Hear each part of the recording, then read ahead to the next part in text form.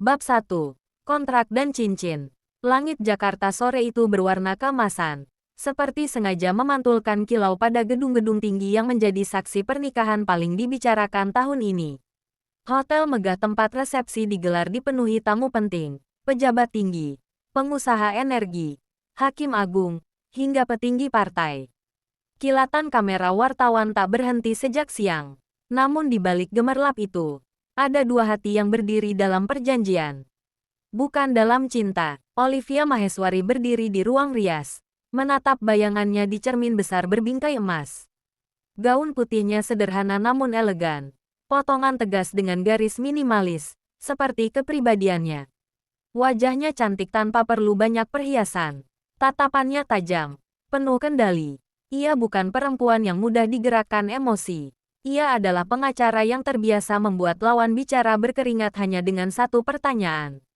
Di meja kecil dekat jendela, sebuah kotak beludru berisi cincin pernikahan tergeletak. Kontrak itu sudah ia baca 3 kali. Pernikahan politik selama 5 tahun. Tidak ada kewajiban personal di luar citra publik. Keduanya menjaga reputasi masing-masing. Rasional, efisien, aman. Ketukan pelan terdengar di pintu. Bu Olivia.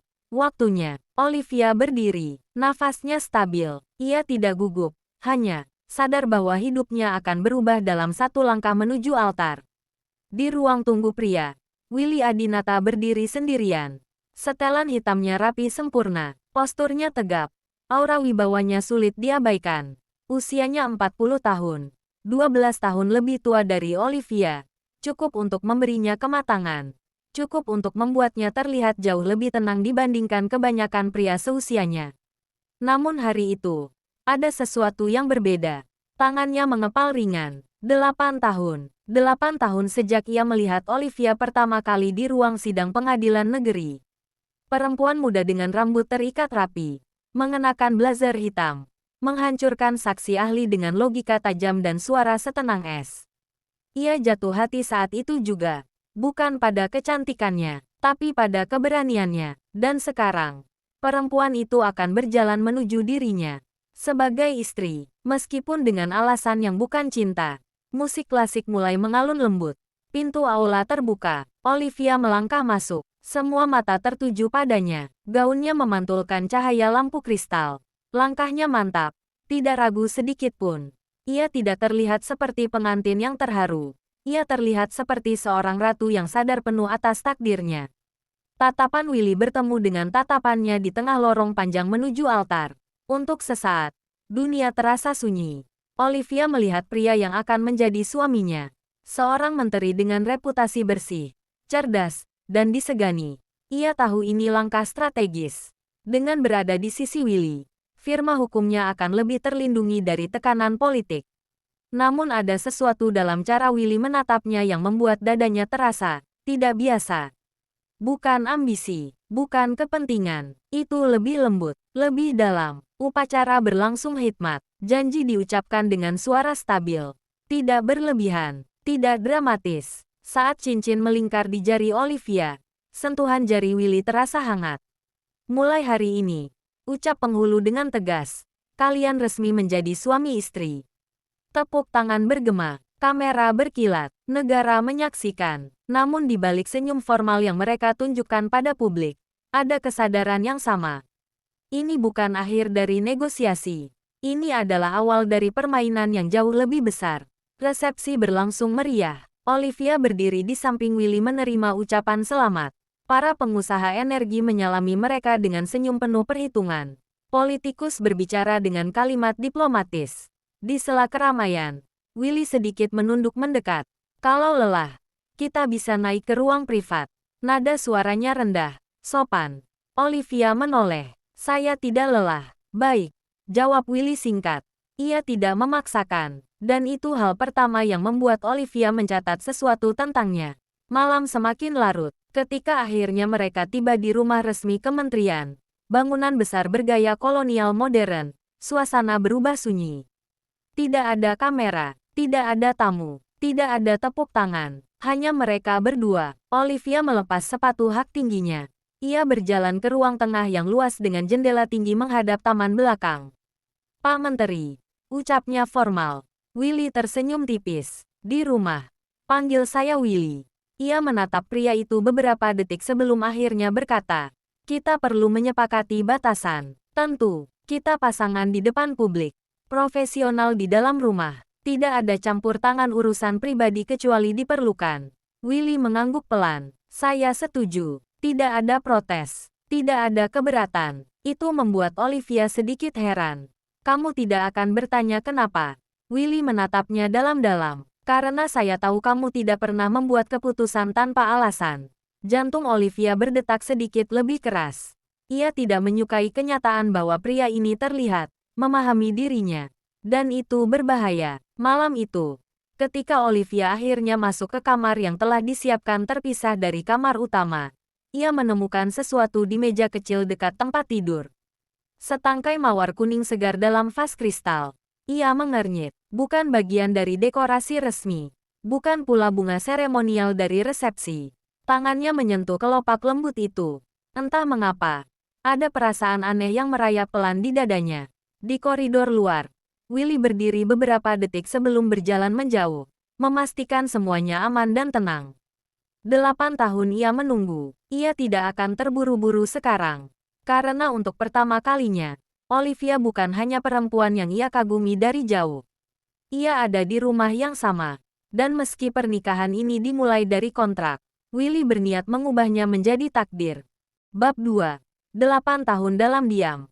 Pagi pertama sebagai istri seorang menteri terasa sunyi. Olivia terbangun lebih dulu. Cahaya matahari menyelinap masuk melalui tirai tipis kamar tamu yang kini menjadi kamarnya. Ia tidak pindah ke kamar utama. Kesepakatan semalam masih berlaku.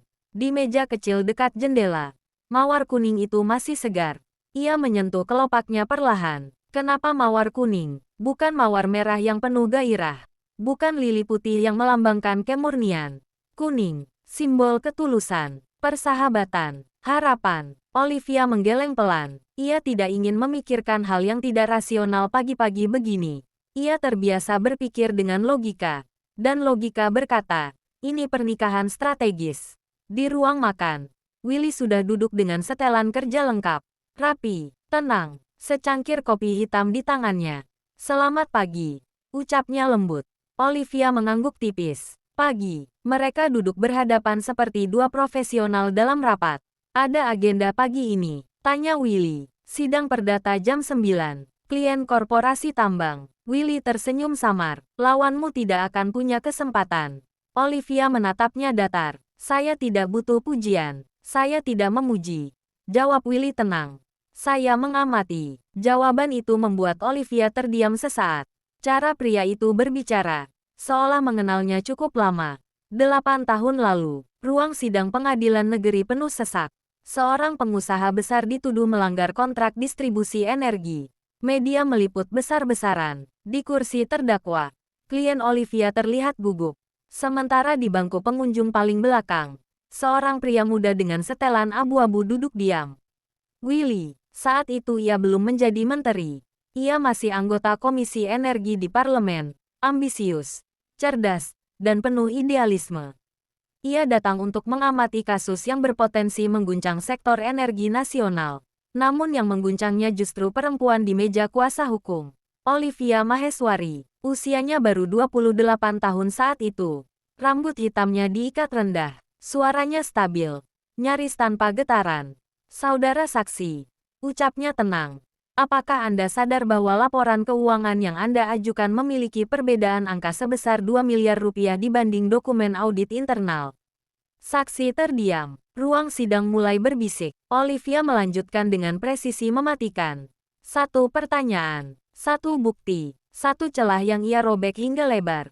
Willy tidak bisa mengalihkan pandangannya. Bukan hanya karena kecantikannya, tetapi karena keberaniannya. Di dunia yang dikuasai pria-pria tua dan suara keras, ia berdiri tanpa meninggikan nada, tanpa gemetar, tanpa takut. Dan menang. Saat hakim mengetukkan palu dan memenangkan kliennya, Willy tahu satu hal. Perempuan itu akan menjadi besar. Dan entah bagaimana, ia ingin berada di dunia yang sama dengannya. Kembali ke masa kini, Olivia menyelesaikan sarapannya dengan cepat. Saat ia berdiri hendak pergi, Willy berkata pelan. Kamu masih menyimpan kebiasaan mengetuk meja 3 kali sebelum berbicara panjang. Olivia membeku. Apa maksud Anda? Willy menyesap kopinya. 8 tahun lalu, ruang sidang kasus distribusi energi. Kamu mengetuk meja 3 kali sebelum menghancurkan saksi ahli. Jantung Olivia berdegup lebih cepat. Kamu ada di sana. Willy mengangguk. Sejenak, dunia terasa mengecil. Kenapa? Tanya Olivia. Suaranya lebih rendah dari biasanya. Karena saat itu saya ingin tahu siapa pengacara muda yang berani menantang konglomerat energi. Jawab Willy jujur. Dan sejak hari itu, saya tidak pernah berhenti mengamati. Kata-katanya tidak genit, tidak dramatis, terlalu lurus, terlalu nyata. Olivia terbiasa dengan pria yang terang-terangan mengejarnya. Tapi ini berbeda. Ini bukan ketertarikan mendadak. Ini konsistensi 8 tahun. Ia menatap Willy. Mencoba membaca apakah ini bagian dari strategi politik. Namun tatapan pria itu tidak menyimpan kepentingan. Hanya ketenangan. Dan sesuatu yang lebih dalam. Di kantor firma hukumnya siang itu, Olivia tidak bisa fokus. Pikirannya kembali ke ruang sidang 8 tahun lalu. Seseorang memperhatikannya selama itu. Tanpa pernah mendekat. Tanpa pernah mengklaim. Tanpa pernah menuntut. Itu membuatnya tidak nyaman. Karena untuk pertama kalinya dalam hidupnya, ada seseorang yang melihatnya bukan sebagai alat, bukan sebagai koneksi, bukan sebagai peluang, tapi sebagai perempuan yang layak dikagumi. Malam hari, Olivia kembali ke rumah kementerian. Di meja kerjanya sudah ada setangkai mawar kuning baru. Ia menghela napas pelan. Willy berdiri di ambang pintu. Tidak masuk tanpa izin. Saya tidak ingin membuatmu tidak nyaman, katanya tenang. Kalau kamu ingin bunga itu dihentikan, saya akan berhenti. Olivia menatap mawar itu, lalu menatap Willy. Kenapa mawar kuning? Willy terdiam sejenak sebelum menjawab. Karena cinta tidak selalu harus dimulai dengan gairah. Kadang dimulai dengan harapan. Hening menggantung di antara mereka. Untuk pertama kalinya sejak pernikahan itu terjadi, Olivia tidak merasa sedang berada dalam kontrak. Ia merasa sedang diuji oleh sesuatu yang lebih rumit daripada hukum. Perasaan, dan itu jauh lebih berbahaya. Bab 3. Proyek triliunan. Gedung Kementerian Energi pagi itu lebih tegang dari biasanya. Rapat tertutup digelar di lantai 20. Ruangan kaca dengan pemandangan ibu kota yang padat dan tak pernah benar-benar tidur. Di meja oval panjang, duduk para direktur BUMN energi, investor asing, dan jajaran pejabat tinggi. Di ujung meja, Willy Adinata memimpin rapat. Tenang, terkontrol. Proyek energi surya Nusantara bukan hanya investasi, ucapnya tegas. Ini fondasi transisi energi nasional. Kita tidak boleh gagal. Nilainya bukan miliaran, bukan ratusan miliar, 3 triliun rupiah. Pembangunan pembangkit tenaga surya terbesar di Asia Tenggara, tersebar di 5 provinsi. Jika berhasil, namanya akan tercatat dalam sejarah. Jika gagal, karir politiknya bisa runtuh dalam semalam. Di sisi kanan Willy, duduk Wakil Menteri, Arman Prasetyo. Senyumnya terlalu tipis. Semua berjalan sesuai jadwal. Pak Menteri, katanya ringan. Dokumen final tinggal menunggu pengesahan hukum. Willy mengangguk. Namun tatapannya tajam. Pastikan tidak ada celah. Satu celah bisa menghancurkan semuanya. Arman tersenyum lagi. Tentu, namun dalam politik, kata "tentu" seringkali berarti sebaliknya. Siang itu, Olivia menerima berkas tebal dari sekretarisnya di firma hukum. Dari kementerian, Bu, permintaan review kontrak proyek Surya Nusantara. Olivia membuka halaman pertama, logo negara tercetak di atas. Ia membaca cepat, kebiasaannya sejak lama. Angka, pasal, lampiran, klausul penalti. 15 menit pertama. Semuanya terlihat normal. Menit ke-20. Ia berhenti. Alisnya berkerut. Aneh. Kenapa? Bu, tanya asistennya. Olivia menunjuk satu halaman. Angka investasi di lampiran 3 berbeda dengan angka di perjanjian utama. Selisihnya 200 miliar. Asistennya terdiam. Olivia membalik halaman berikutnya. Perusahaan penyedia panel surya tercatat sebagai PT Lintas Cahaya Energi. Ia mengetik cepat di laptopnya. Perusahaan itu baru berdiri 6 bulan lalu. Modal awal kecil, tidak punya rekam jejak proyek sebesar ini. Perusahaan cangkang, gumamnya pelan. Jantungnya berdetak lebih cepat, bukan karena takut, tapi karena ini serius, sangat serius. Jika ini meledak, bukan hanya proyek yang hancur, nama Willy akan terseret, dan ia tahu, publik tidak akan peduli siapa yang bersalah. Yang mereka lihat hanya satu hal, Menteri Energi. Malamnya, di rumah kementerian, Olivia menunggu Willy di ruang kerja. Saat Willy masuk, ia langsung menyerahkan berkas itu tanpa basa-basi. Kamu sudah baca detail kontraknya. Willy menerima berkas itu. Sudah. Kenapa? Olivia menatapnya lurus. Ada selisih angka 200 miliar. Dan vendor utamanya perusahaan baru tanpa rekam jejak. Hening. Willy membuka halaman yang ditunjuk. Membaca cepat. Wajahnya tidak berubah. Tapi rahangnya mengeras. Ini tidak ada di versi awal. Katanya pelan. Artinya ada revisi tanpa pengawasan. Tatapan mereka bertemu. Untuk pertama kalinya sejak pernikahan itu. Bukan sebagai pasangan kontrak. Tapi sebagai dua orang yang berdiri di sisi yang sama menghadapi ancaman. Kalau ini sengaja, Olivia melanjutkan. Kamu sedang dijebak. Willy bersandar pelan di kursinya. Atau seseorang ingin proyek ini gagal. Kamu percaya aku? Tanya Olivia tiba-tiba. Willy tidak butuh waktu untuk menjawab. Selalu. Jawaban itu terlalu cepat. Terlalu pasti. Olivia menahan napas sejenak sebelum berkata, kalau begitu beri aku akses penuh. Semua dokumen internal, termasuk yang tidak melalui jalur resmi. Willy tahu risiko permintaan itu. Namun ia juga tahu satu hal, jika ada orang yang bisa membedah intrik ini tanpa takut, itu Olivia. Kamu akan dapat semuanya, katanya tegas. Di sudut lain kota, Arman Prasetyo menatap layar ponselnya. Sebuah pesan masuk. Dokumen revisi sudah disetujui tanpa pemeriksaan detail. Arman tersenyum tipis. Ia tahu Willy ambisius, terlalu bersih untuk dunia yang kotor. Dan proyek triliunan ini adalah kesempatan sempurna. Jika gagal, Willy jatuh. Jika Willy jatuh, kursi menteri kosong. Larut malam. Olivia masih duduk di ruang kerja rumah. Berkas berserakan di meja. Mawar kuning di sudut meja terlihat kontras di antara angka-angka dan pasal hukum. Ia memutar ulang semua detail di kepalanya.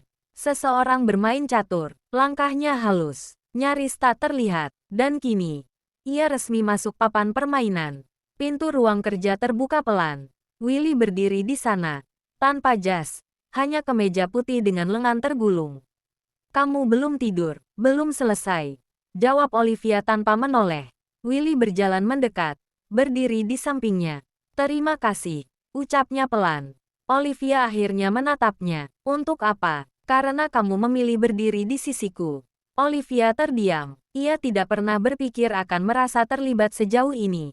Awalnya ini hanya kontrak, aliansi strategis. Namun kini, jika Willy jatuh, ia tahu, ia tidak akan tinggal diam. Dan itu membuatnya sadar. Permainan ini bukan lagi soal proyek. Ini tentang kepercayaan. Dan mungkin, tentang sesuatu yang perlahan tumbuh tanpa ia sadari. Bab 4. Ujian kepercayaan. Badai itu datang tanpa aba-aba. Pukul 6 pagi. Berita utama seluruh portal nasional menampilkan judul yang sama. Menteri Energi diduga libatkan istri dalam proyek triliunan. Foto pernikahan mereka terpampang besar. Senyum formal yang dulu tampak elegan kini dipelintir menjadi simbol konflik kepentingan. Olivia membaca berita itu dalam diam. Di ruang makan rumah kementerian, suasana terasa lebih dingin dari biasanya. Ini cepat sekali, gumamnya pelan. Willy berdiri di dekat jendela. Ponselnya tak berhenti berdering sejak subuh. Pesan dari partai, dari staf khusus presiden, dari investor asing. Narasi sudah dibentuk. Olivia disebut sebagai pengacara yang memanfaatkan pernikahan untuk mengamankan proyek. Padahal ia bahkan belum menandatangani satupun persetujuan resmi. Siapa yang pertama menyebarkan? Tanya Olivia. Media yang dekat dengan Arman. Jawab Willy tanpa menyebut nama lengkap. Hening sejenak. Dia ingin menekanmu. Olivia menyimpulkan. Dia ingin aku terlihat menyalahgunakan jabatan. Olivia menatap Willy lurus. Dan kamu tahu dampaknya. Willy mengangguk pelan. Kalau opini publik percaya, penyelidikan resmi akan menyusul. Dan jika penyelidikan dimulai, sekecil apapun celah akan diperbesar. Di firma hukum, Suasana tak kalah panas. Beberapa klien mulai menghubungi asisten Olivia, menanyakan apakah benar ia terlibat langsung dalam proyek kementerian suaminya. Bu, apa kita perlu konferensi pers?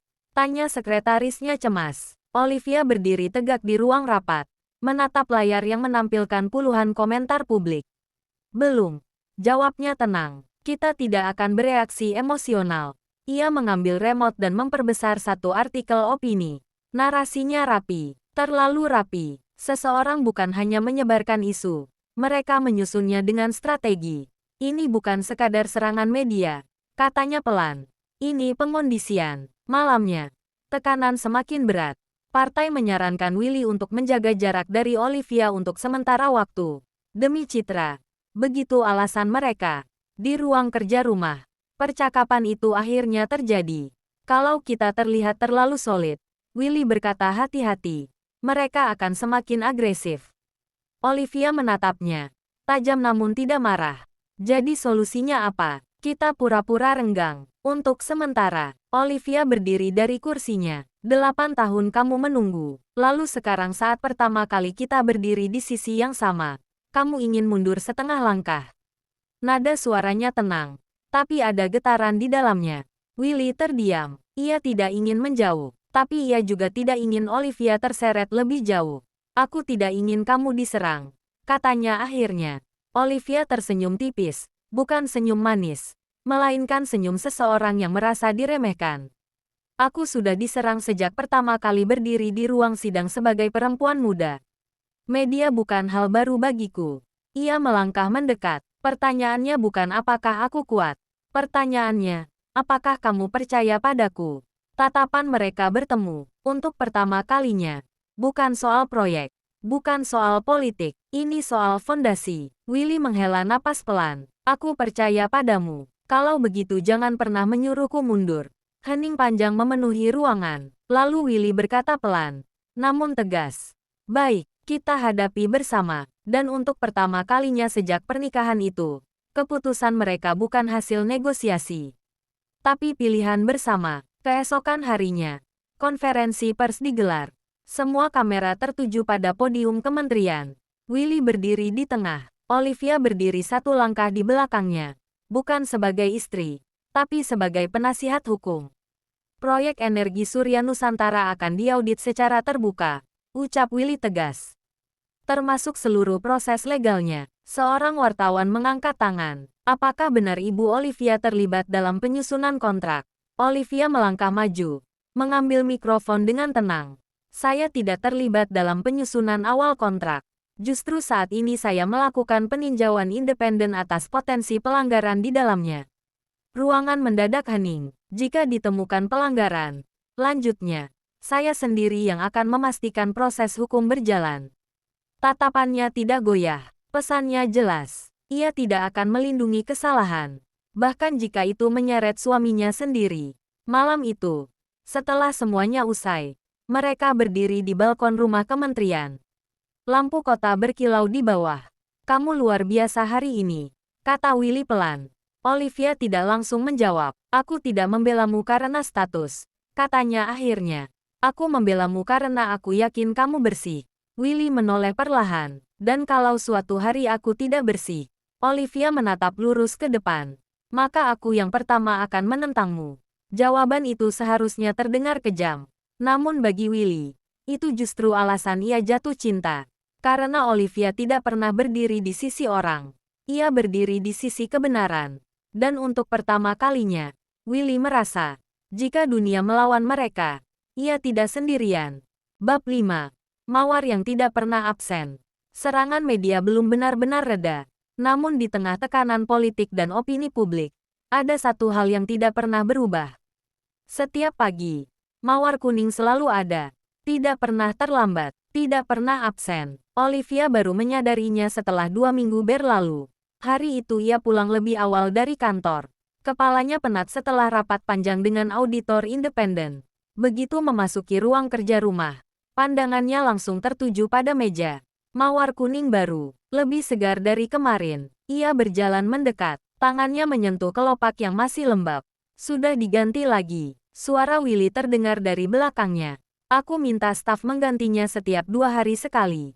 Olivia berbalik perlahan. Kamu serius soal ini? Willy tersenyum kecil. Aku selalu serius. Ada jeda. Untuk pertama kalinya, Olivia tidak menanggapi dengan logika. Ia menatap bunga itu lebih lama dari biasanya. Kenapa tidak pernah merah? Tanyanya pelan. Willy tidak langsung menjawab. Karena pertanyaan itu bukan tentang warna. Itu tentang makna. Karena mawar merah terlalu menuntut. Katanya akhirnya. Ia datang dengan ekspektasi. Dengan gairah. Dengan kepemilikan. Ia melangkah lebih dekat. Tapi tetap menjaga jarak yang sopan. Mawar kuning. Hanya menawarkan harapan. Tanpa memaksa. Jantung Olivia bergetar kecil. Ia terbiasa dikejar dengan kata-kata besar. Cinta. Takdir. Obsesi. Namun Willy tidak pernah mengucapkan itu. Ia hanya hadir. Konsisten. Tanpa tuntutan. Malam itu hujan turun deras. Listrik di sebagian kawasan sempat padam beberapa menit sebelum genset rumah menyala otomatis. Olivia sedang duduk di ruang keluarga dengan laptop terbuka ketika layar tiba-tiba gelap. Hebat. Gumamnya pelan. Willy muncul dari arah dapur membawa 2 cangkir teh hangat. Listrik utama mati sebentar. Tapi ini ironi yang lucu untuk menteri energi. Olivia hampir tersenyum. Hampir. Mereka duduk berdampingan di sofa panjang. Diterangi cahaya lampu darurat yang lembut. Untuk pertama kalinya sejak menikah, tidak ada berkas di antara mereka. Tidak ada rapat, tidak ada strategi, hanya suara hujan. 8 tahun itu lama, ucap Olivia tiba-tiba. Willy menoleh pelan. Ya, kamu tidak pernah mencoba mendekat. Willy tersenyum samar. Pernah. Olivia mengangkat alis. 2 kali aku datang ke acara hukum tempatmu jadi pembicara. Kamu bahkan tidak menoleh ke arahku. Olivia mengingat samar-samar. Acara seminar hukum energi. Banyak wajah asing. Banyak politisi. Aku tidak sadar. Aku tahu. Jawaban itu lembut. Tidak menyalahkan. Itu yang membuat Olivia sulit bernapas sejenak. Kamu bisa saja menikah dengan siapapun. Katanya pelan. Banyak perempuan yang lebih sederhana. Willy tertawa kecil. Aku tidak pernah mencari yang sederhana. Hening kembali turun. Hujan semakin deras. Olivia menatap keluar jendela. Aku tidak mudah. Katanya akhirnya. Aku tahu. Aku keras kepala. Aku tahu. Aku tidak selalu hangat. Willy menoleh sepenuhnya sekarang. Aku tahu. Olivia akhirnya menatapnya. Dan kamu tetap memilihku. Willy tidak menjawab dengan kata-kata panjang. Ia hanya berkata pelan. Setiap hari. Jawaban itu sederhana. Tapi justru itu yang membuat dada Olivia terasa penuh. Untuk pertama kalinya, ia tidak merasa sedang berada dalam perjanjian. Ia merasa diinginkan. Bukan karena jabatan. Bukan karena reputasi. Tapi karena dirinya. Beberapa hari kemudian, Olivia menemukan sesuatu yang tidak sengaja. Di laci ruang kerja Willy. Ada sebuah map lama. Ia tidak berniat mengintip, namun map itu terjatuh saat ia mencari dokumen audit. Foto-foto clipping berita, artikel lama tentang kemenangan sidangnya, sertifikat penghargaan pengacara muda terbaik, bahkan satu foto candid dirinya keluar dari pengadilan 8 tahun lalu. Disimpan rapi, dijaga, seperti arsip berharga. Langkah kaki terdengar di belakangnya. Willy berdiri di ambang pintu. Ia tahu Olivia sudah melihatnya. Maaf. Kata Olivia pelan. Aku tidak sengaja. Willy mendekat. Mengambil map itu perlahan. Aku tidak pernah bermaksud membuatmu merasa diawasi. Kamu mengagumiku selama itu. Tanya Olivia lirih. Willy menatapnya dalam. Aku menghormatimu. Kalimat itu menghantam lebih dalam daripada pengakuan cinta. Karena rasa hormat tidak lahir dari ketertarikan sesaat. Ia lahir dari pengamatan panjang. Dari keyakinan. Dari kesadaran bahwa seseorang pantas diperjuangkan. Malam itu, tanpa perencanaan, tanpa strategi, Olivia melangkah mendekat, tidak terlalu dekat, tapi cukup untuk menghapus jarak yang selama ini mereka jaga. Willy, ia jarang menyebut namanya. Terima kasih, sudah tidak pernah menyerah. Untuk pertama kalinya, Olivia yang biasanya terkendali, terlihat rapuh, dan Willy tidak menyentuhnya, tidak menariknya dalam pelukan. Ia hanya berdiri di sana, memberinya ruang, karena ia tahu, jika Olivia melangkah, itu harus atas kemauannya sendiri. Dan untuk pertama kalinya, Olivia tidak merasa sedang diuji.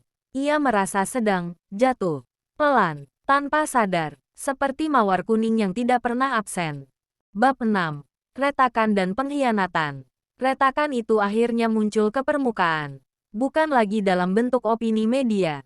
Bukan lagi bisikan politik, melainkan dokumen resmi. Pukul 8 pagi. Surat panggilan klarifikasi dari Komisi Pengawas Proyek Nasional tiba di meja Willy. Subjeknya jelas. Dugaan penyalahgunaan wewenang dalam proyek energi surya Nusantara. Nama Willy Adinata tercantum sebagai pihak yang harus memberikan keterangan. Berita itu bocor kurang dari 1 jam kemudian. Kali ini bukan sekadar tuduhan. Ini penyelidikan resmi. Olivia membaca surat itu dengan ekspresi tak terbaca. Ini dipercepat. Katanya pelan. Biasanya proses administrasi butuh waktu lebih lama. Artinya, tanya Willy. Seseorang mendorongnya dari dalam. Willy tidak terkejut. Ia sudah menduga. Namun dugaan dan kenyataan adalah dua hal berbeda. Arman. Gumamnya pelan. Olivia menutup map perlahan. Kita tidak bisa menuduh tanpa bukti. Willy menatapnya. Kamu percaya aku? Olivia tidak menjawab langsung. Ia berdiri. Berjalan ke arah jendela ruang kerja yang menghadap taman belakang. Aku percaya kamu tidak akan sengaja merusak negara. Katanya akhirnya. Jawaban itu jujur. Dan cukup. Siang itu, Olivia meminta seluruh akses internal yang dijanjikan Willy. Server kementerian, riwayat revisi dokumen, email koordinasi vendor. Ia bekerja di ruang kerja rumah. Laptopnya terhubung ke sistem dengan izin resmi. Jam demi jam berlalu, lalu ia menemukannya. Sebuah revisi kontrak yang diunggah tengah malam, 3 hari sebelum pengesahan final. Akun yang digunakan bukan akun Willy. Bukan pula sekretarisnya, melainkan akun administratif wakil menteri. Olivia menatap layar dengan rahang mengeras. Berani sekali, ia mengunduh seluruh jejak digital sebelum kemungkinan dihapus. Sementara itu, di gedung kementerian, Arman duduk santai di ruangannya. Televisi di sudut ruangan menayangkan berita tentang penyelidikan terhadap Willy. Seorang staf masuk tergesa. Pak, tim audit mulai meminta log akses internal. Arman tersenyum tipis. Berikan sesuai prosedur. Ia tidak panik, karena ia yakin. Tanpa bukti langsung, semua hanya asumsi. Dan dalam politik, asumsi jarang cukup untuk menjatuhkan seseorang. Malamnya, Olivia meletakkan laptop di hadapan Willy. Aku menemukannya. Willy membaca cepat. Ekspresinya tetap tenang. Tapi matanya berubah tajam. Dia sengaja mengubah angka, dan memastikan revisi itu terlihat seperti persetujuan final dari sistem utama. Lanjut Olivia. Kalau tidak teliti, seolah-olah ini keputusan kolektif. Willy bersandar. Kenapa dia nekat? Olivia menatapnya lurus. Karena dia tahu kamu bersih. Satu-satunya cara menjatuhkan orang bersih adalah menciptakan noda. Hening menggantung. Untuk pertama kalinya sejak menjabat, Willy benar-benar berada di ujung tepi. Jika ia melawan terlalu cepat, ia terlihat defensif. Jika ia diam, opini publik akan menghakimi lebih dulu. Kita punya dua pilihan, kata Olivia. Sebutkan, diam dan membiarkan proses berjalan. Risiko reputasimu rusak permanen. Dan yang kedua, kita serang balik, tapi dengan hukum, bukan emosi. Willy menatapnya beberapa detik. Kamu siap? Olivia tidak ragu. Sejak hari aku memilih berdiri di sisimu, aku sudah siap. Kalimat itu membuat udara di ruangan terasa lebih berat.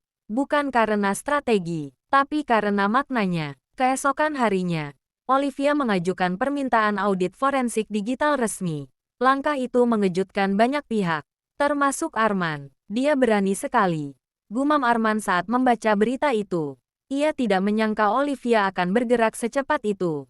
Dan kini, papan catur berubah. Bukan lagi Willy yang disudutkan, tapi siapapun yang memanipulasi sistem. Malam kembali turun, di ruang keluarga. Untuk pertama kalinya sejak badai dimulai, Olivia terlihat lelah. Willy menghampirinya. Kamu tidak harus memikul ini sendirian. Olivia tersenyum tipis. Aku tidak memikulnya sendirian. Ia menatapnya dalam. Kita sudah terlalu jauh untuk mundur. Willy duduk di sampingnya. Kalau ini semakin kotor, kalau ini semakin kotor. Olivia menjawab tenang. Aku akan memastikan yang kotor itu terlihat jelas. Tidak ada keraguan dalam suaranya. Hanya tekad. Dan di tengah badai politik yang semakin besar, Willy menyadari satu hal. Ia mungkin seorang menteri, tapi di medan perang ini, Olivia adalah jenderalnya. Bab 7. Di antara hukum dan kekuasaan. Ruang sidang investigasi nasional dipenuhi ketegangan yang hampir bisa disentuh. Bukan ruang pengadilan biasa, ini ruang dengar pendapat terbuka. Disiarkan langsung. Wartawan berderet, kamera menyala tanpa jeda. Publik menonton dari layar televisi dan ponsel mereka. Di kursi utama, Willy Adinata duduk tegap. Setelan gelapnya rapi, ekspresinya tenang. Di sisi kirinya, Olivia duduk sebagai penasihat hukum independen. Hari ini bukan tentang pernikahan mereka. Hari ini tentang reputasi dan kebenaran. Ketua tim investigasi membuka sidang. Saudara Menteri Willy Adinata, Anda diduga mengetahui dan menyetujui revisi kontrak proyek energi Surya Nusantara yang menyebabkan selisih anggaran 200 miliar rupiah. Bagaimana tanggapan Anda? Ruangan sunyi. Willy menatap lurus ke depan. Saya tidak pernah menyetujui revisi tersebut. Namun sistem menunjukkan akses persetujuan berasal dari akun kementerian tingkat tertinggi. Olivia berdiri perlahan. Dengan izin, kami telah mengajukan audit forensik digital independen. Ucapnya tegas namun terkendali. Hasil awal menunjukkan revisi dilakukan melalui akun administratif yang memiliki hak akses sistem tanpa otorisasi langsung dari menteri. Beberapa anggota tim saling pandang. Apakah Anda menuduh adanya penyalahgunaan internal? Tanya salah satu anggota. Olivia tidak tergesa menjawab. Kami tidak menuduh. Kami menyajikan data. Ia menyerahkan dokumen cetak dan rekaman jejak log digital ke meja panel. Layar besar di belakang ruangan menampilkan timeline revisi. Jam 23.48. Akses masuk. Perubahan angka. Upload ulang. Logout. Nama pengguna. ARP-ADMIN 02. Willy tidak bergerak, namun rahangnya mengeras. Di sudut ruangan, Arman duduk sebagai saksi yang akan dimintai klarifikasi berikutnya. Untuk pertama kalinya, ekspresinya tidak sepenuhnya santai. Ketua panel membaca cepat dokumen yang diberikan Olivia. Saudara Menteri, apakah Anda mengetahui aktivitas ini? Saya baru mengetahui setelah dilakukan peninjauan hukum internal. Jawab Willy. Dan Anda tidak menghentikan proyek. Saya menghentikan seluruh pencairan tahap kedua begitu potensi pelanggaran terdeteksi. Ruangan kembali berbisik. Itu langkah penting. Artinya, tidak ada dana yang benar-benar keluar dalam jumlah yang dipersoalkan. Narasi mulai bergeser. Giliran Arman dipanggil. Ia berdiri dengan senyum diplomatis. Saudara Arman, apakah Anda memiliki akses administratif tersebut? Tentu. Sebagai wakil menteri, apakah Anda melakukan revisi kontrak pada tanggal yang tertera? Arman tersenyum tipis. Saya melakukan penyesuaian administratif berdasarkan rekomendasi tim teknis. Olivia kembali berdiri. Boleh kami mengetahui tim teknis yang dimaksud? Arman terdiam sepersekian detik. Kami perlu memverifikasi kembali. Olivia tidak tersenyum. Tentu, karena hingga saat ini, kami tidak menemukan notulen rapat atau rekomendasi tertulis dari tim teknis manapun. Ketegangan meningkat. Publik menyaksikan. Dan untuk pertama kalinya, bukan Willy yang berada di kursi paling rentan. Sidang berlangsung hampir 3 jam. Pertanyaan demi pertanyaan mengikis narasi yang sebelumnya diarahkan pada Willy. Data log, rekaman email, jejak persetujuan, semua mengarah pada revisi yang tidak pernah melewati meja menteri. Akhirnya, ketua panel menutup sidang sementara. Berdasarkan temuan awal, dugaan penyalahgunaan wewenang oleh menteri belum terbukti. Investigasi akan dilanjutkan untuk mendalami potensi manipulasi sistem internal. Kalimat itu sederhana, namun artinya besar. Belum terbukti. Itu cukup untuk mematahkan opini publik. Di luar gedung, wartawan mengejar mereka. Bu Olivia, apakah ini berarti wakil menteri terlibat? Olivia menjawab tenang. Kami menyerahkan sepenuhnya pada proses hukum. Pak Willy, apakah Anda akan mengambil tindakan terhadap bawahannya? Willy menatap kamera dengan stabil. Jika ada pelanggaran, siapapun yang bertanggung jawab akan menghadapi konsekuensi. Jawaban diplomatis, tapi tegas. Malamnya, di rumah, suasana berbeda.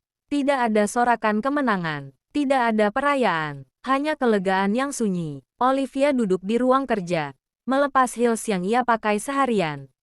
Willy berdiri di depan meja, menatapnya dengan cara yang sulit dijelaskan. Kamu menyelamatkanku hari ini, katanya pelan.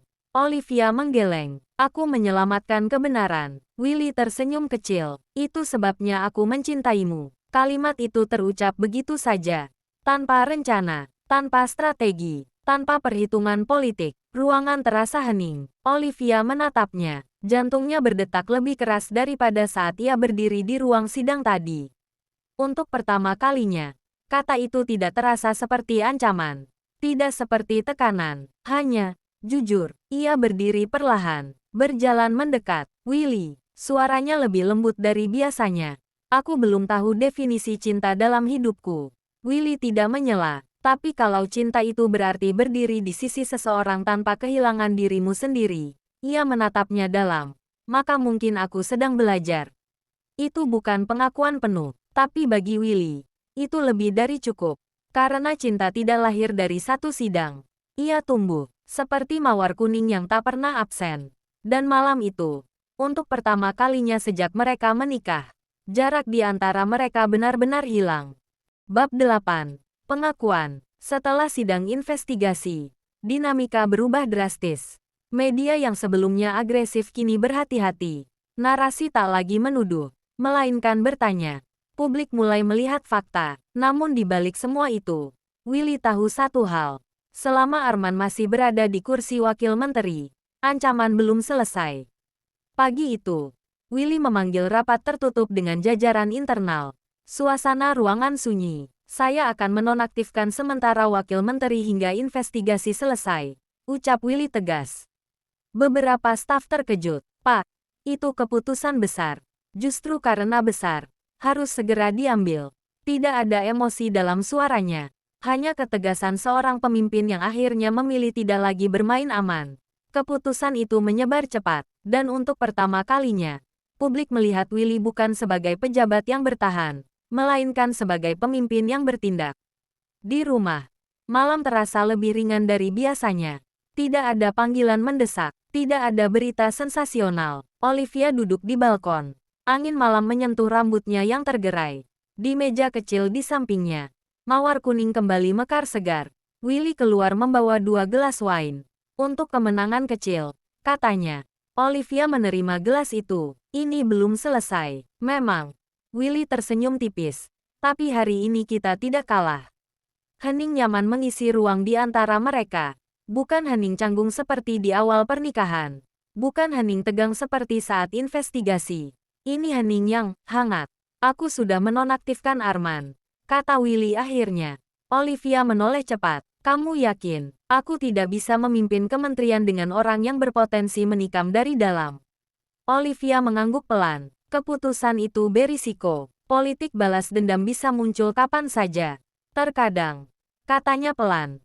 Kekuasaan bukan soal mempertahankan posisi, tapi tentang berani kehilangan sesuatu demi yang benar. Willy menatapnya. Kamu yang mengajarkanku itu. Olivia hampir tertawa kecil. Aku hanya pengacara. Tidak. Willy menggeleng pelan. Kamu kompas. Kata itu menggantung di udara. Kompas. Bukan pelindung. Bukan tameng. Tapi penunjuk arah. Angin malam berembus lebih kencang. Lampu kota berkilau seperti bintang jatuh yang membeku. Aku pernah hampir menyerah. Willy berkata tiba-tiba. Olivia menatapnya. 8 tahun lalu. Setelah beberapa kali mencoba mendekat dan gagal. Aku pikir mungkin aku hanya mengagumimu dari jauh. Itu sudah cukup. Jantung Olivia berdetak pelan. Tapi setiap kali melihatmu berdiri di ruang sidang. Lanjut Willy. Aku sadar satu hal. Aku tidak ingin hanya menjadi penonton hidupmu. Olivia terdiam. Ia tidak pernah tahu. Tidak pernah melihat. Karena ia terlalu sibuk membangun karir. Menjaga diri. Memastikan tak ada celah dalam hidupnya. Kenapa tidak pernah bilang? Tanyanya lirih. Willy tersenyum samar. Karena aku tidak ingin kamu merasa dipilih karena kekuasaan. Ia menatapnya dalam. Aku ingin kamu memilihku. Kalau suatu hari kamu benar-benar ingin. Keheningan kembali turun. Namun kali ini berbeda. Lebih dalam. Lebih nyata. Olivia memandang mawar kuning di meja. Simbol harapan. Tanpa tuntutan. Tanpa paksaan. Ia berdiri perlahan. Melangkah mendekat. Tidak ada jarak kini. Willy. Ia menyebut namanya dengan cara yang berbeda. Lebih lembut, aku tidak pernah membiarkan siapapun masuk ke hidupku tanpa perhitungan. Willy tidak menyela, tapi kamu. Ia menarik napas pelan. Kamu tidak pernah memaksaku. Tangannya perlahan menyentuh lengan Willy. Kontak pertama yang bukan kebetulan. Bukan formalitas. Dan mungkin, justru karena itu aku mulai jatuh. Kalimat itu tidak keras, tidak dramatis, namun cukup untuk membuat dunia Willy terasa berhenti sesaat. Aku mencintaimu, Olivia, katanya pelan. Kali ini, Olivia tidak menghindar, tidak mengalihkan. Ia menatapnya lurus, dan untuk pertama kalinya sejak mereka menikah, ia menjawab tanpa logika. Aku juga, bukan karena kontrak, bukan karena tekanan, bukan karena strategi, tapi karena pilihan. Di meja kecil, mawar kuning bergoyang pelan tertiup angin. Tidak pernah menuntut, hanya hadir. Seperti cinta mereka, yang tumbuh pelan, namun akhirnya, pasti. Bab 9. Puncak dan bayangan terakhir. 3 bulan setelah sidang investigasi, hasil resmi diumumkan. Manipulasi sistem terbukti dilakukan oleh pihak internal tanpa persetujuan menteri. Proses hukum terhadap Arman berjalan cepat. Rekaman digital, jejak transaksi tersembunyi, dan aliran dana ke perusahaan cangkang menjadi bukti tak terbantahkan. Nama Willy Adinata resmi dinyatakan bersih. Lebih dari itu, keputusannya menonaktifkan wakilnya sebelum putusan akhir dipuji sebagai langkah berani. Reputasinya bukan hanya pulih, ia menguat. Proyek energi surya Nusantara akhirnya memasuki tahap pembangunan. Di salah satu lokasi utama di pesisir timur Jawa, hamparan panel surya mulai terpasang, memantulkan cahaya matahari seperti lautan kaca. Hari itu adalah peresmian simbolis. Para pejabat hadir, investor berdiri tersenyum, media kembali mengangkat kamera, namun kali ini, suasananya berbeda. Bukan sensasi, bukan tuduhan, melainkan pengakuan. Willy berdiri di podium luar ruangan dengan latar ribuan panel surya yang berkilau. Transisi energi bukan hanya tentang teknologi, ucapnya tegas. Ini tentang integritas, tentang keberanian menjaga yang benar meski tekanan datang dari dalam. Beberapa pasang mata menoleh pada Olivia yang berdiri tidak jauh darinya. Ia mengenakan setelan putih bersih. Rambutnya tertata sederhana. Bukan sebagai pusat perhatian, tetapi kehadirannya terasa. Ia tidak lagi berdiri di belakang. Ia berdiri sejajar. Setelah acara resmi selesai, Willy berjalan menghampiri Olivia di tepi area proyek. Angin laut berembus pelan. Kita berhasil, katanya lirik. Olivia menatap hamparan panel yang memantulkan cahaya senja. Kita belum sepenuhnya selesai. Willy tersenyum kecil. Kamu tidak pernah puas. Ya, aku realistis. Namun kali ini ada senyum di ujung bibirnya. Tapi kemenangan selalu memiliki bayangan. Malam itu, saat mereka kembali ke Jakarta, sebuah pesan anonim masuk ke ponsel Olivia. Satu perang selesai, bukan berarti semua musuh hilang. Olivia membaca pesan itu 2 kali. Nomor tidak dikenal, tanpa identitas. Ia menunjukkan pada Willy. Willy menatap layar beberapa detik. Ancaman politik tidak pernah benar-benar selesai. Katanya tenang.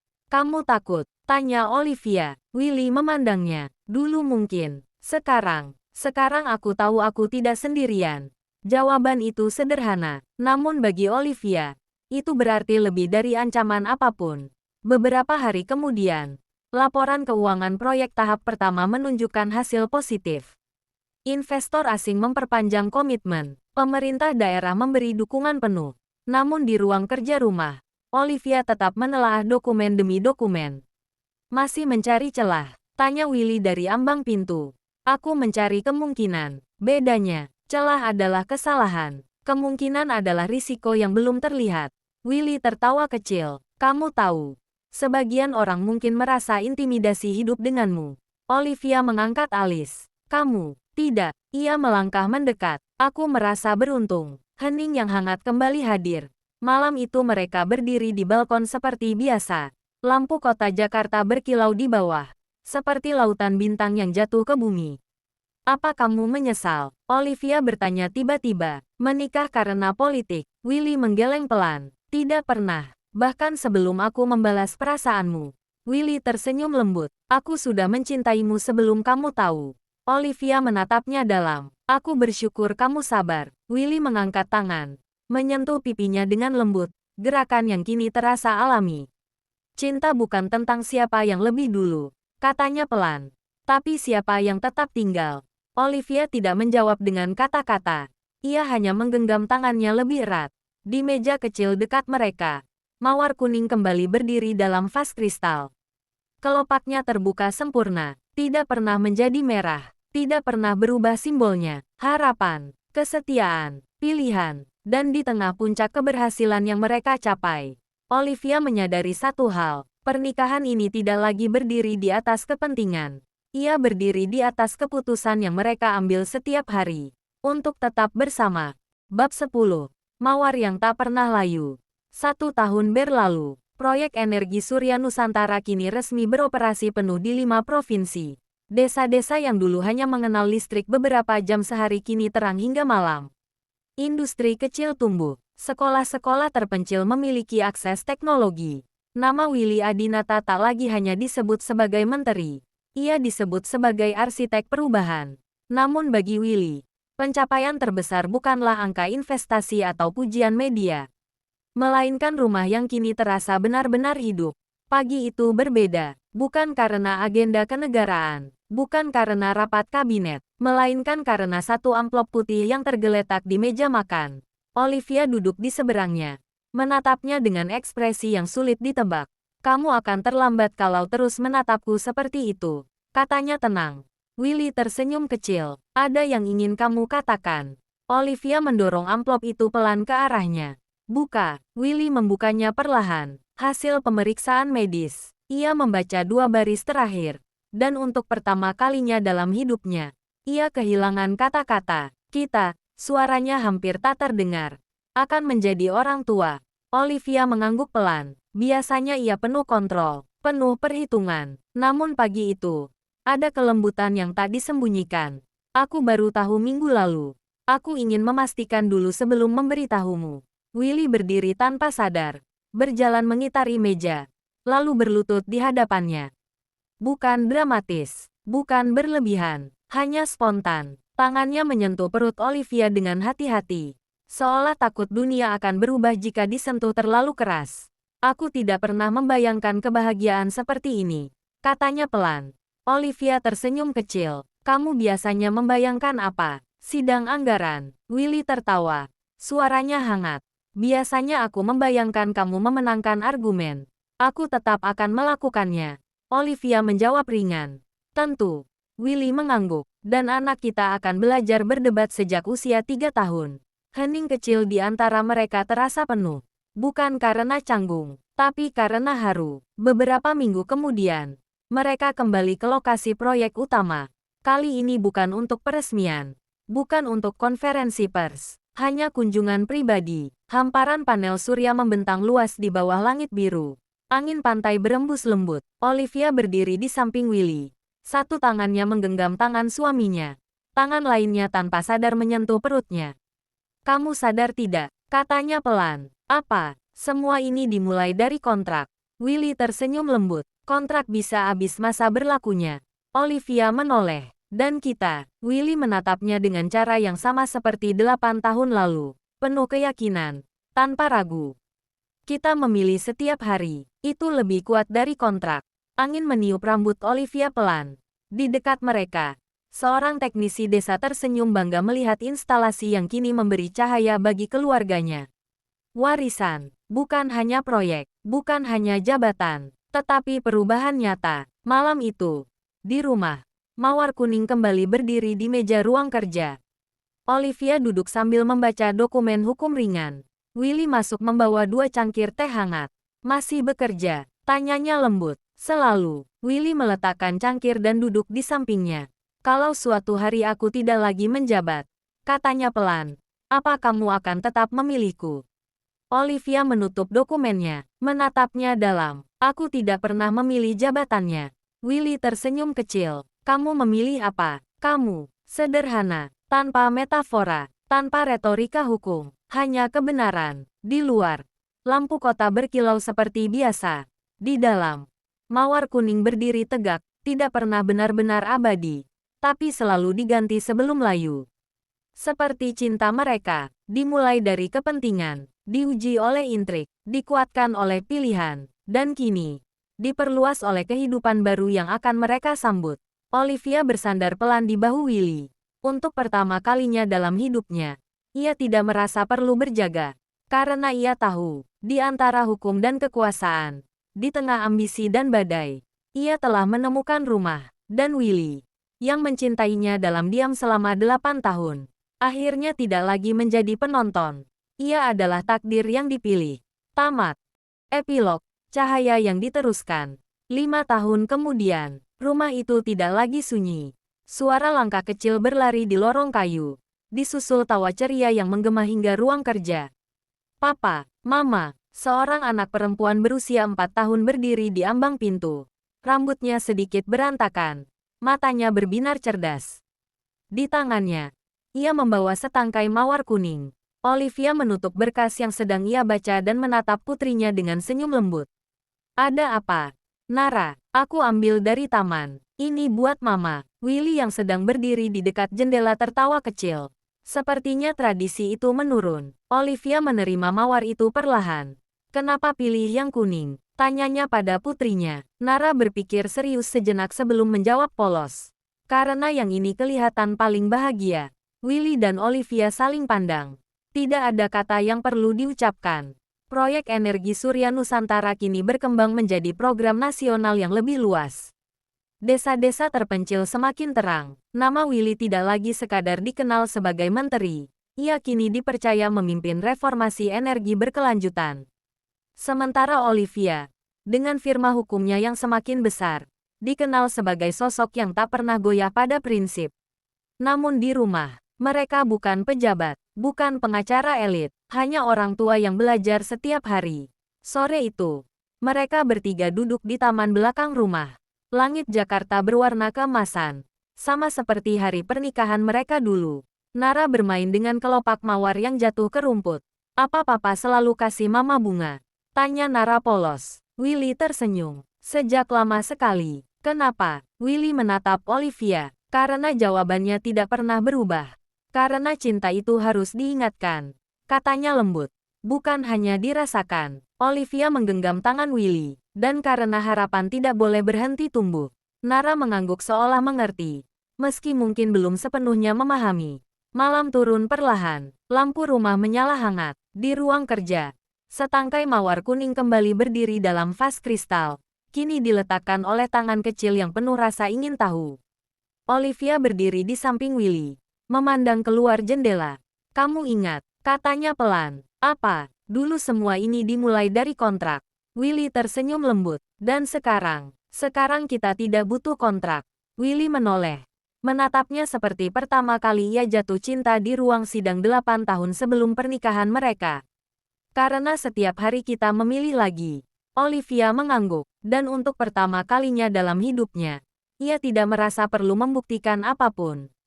Karena ia tahu, di antara hukum dan kekuasaan, di tengah ambisi dan intrik, yang bertahan bukanlah strategi, bukan jabatan, melainkan pilihan yang diulang setiap hari. Mawar kuning mungkin tidak pernah benar-benar abadi, namun selama mereka terus menggantinya sebelum layu, cahaya itu akan selalu diteruskan. Selesai.